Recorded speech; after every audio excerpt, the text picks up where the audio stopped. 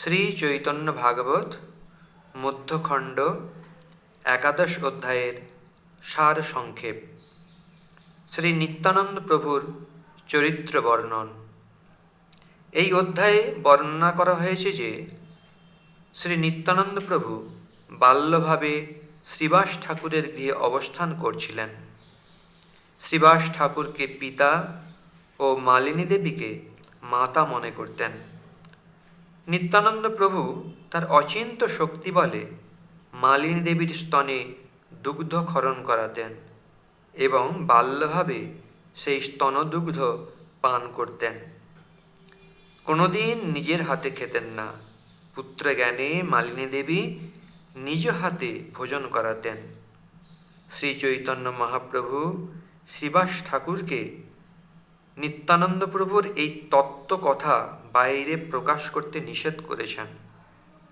একদিন শ্রী চৈতন্য মহাপ্রভু শ্রী নিত্যানন্দ প্রভুকে বললেন, শ্রীবাসের গৃহে অবস্থানকালে কোনো প্রকার চঞ্চলতা না করেন। তা শ্রবণ করে নিত্যানন্দ প্রভু সমস্ত দোষ শ্রী চৈতন্য মহাপ্রভুর উপর দেন। মহাপ্রভু নিত্যানন্দ প্রভুর অপযশ শ্রবণ করে লজ্জিত হন। যখন নিত্যানন্দ প্রভু এই কথা শ্রবণ করলেন, তখন শ্রী চৈতন্য মহাপ্রভুকে বললেন তিনি আর কোনোদিন চঞ্চলতা করবেন না। আর যেই না এই কথা বললেন, তৎক্ষণাৎ দিগম্বর হয়ে বাল্যভাবে নৃত্য করতে লাগলেন। তখন মহাপ্রভু স্বহস্তে নিত্যানন্দ প্রভুকে বস্ত্র পরিধান করালেন। একদিন এক কাক শ্রীবাস ঠাকুরের বিষ্ণু পূজার ঘিয়ের বাটি মালিনী দেবীর হাত থেকে নিয়ে যায়। মালিনী দেবী শ্রীবাস ঠাকুরের ভয়ে ক্রন্দন করতে থাকেন। সেই ক্রন্দন শ্রবণ করে নিত্যানন্দ প্রভু কাককে নির্দেশ দেন ঘিয়ের বাটি ফেরত দিতে। কাক তৎক্ষণাৎ সেই বাটি মালিনী দেবীর নিকটে রেখে যায়। নিত্যানন্দ প্রভুর এই মহিমা দর্শন করে মালিনী দেবী তাঁর স্তুতি করতে লাগলেন। নিত্যানন্দ প্রভু তখন বাল্যভাবে তার নিকট স্তন পান করতে চাইলেন।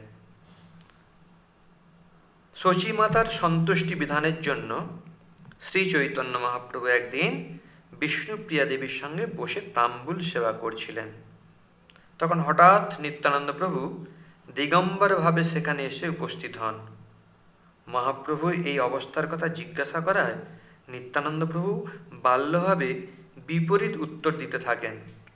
তখন মহাপ্রভু স্বহস্তে বস্ত্র নিত্যানন্দ প্রভুকে পরিধান করান।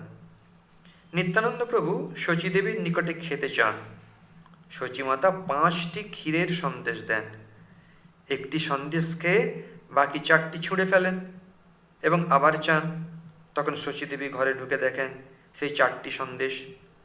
তিনি তা নিয়ে বের হন, দেখেন নিত্যানন্দ আরেকটি সন্দেশ খাচ্ছেন। এই ভাব দর্শন করে শচীমাতা নিত্যানন্দকে ঈশ্বর জ্ঞান করতে লাগলেন। তখন নিত্যানন্দ প্রভু শচীমাতার চরণ ধরতে গেলেন। শচীমাতা তৎক্ষণাৎ পালিয়ে গেলেন। নিত্যানন্দ প্রভুর এই অগাধ চরিত্র সুকৃতিকারীর কল্যাণকারী, কিন্তু দুষ্কৃতিকারীর পক্ষে অত্যন্ত ক্ষতিকারক।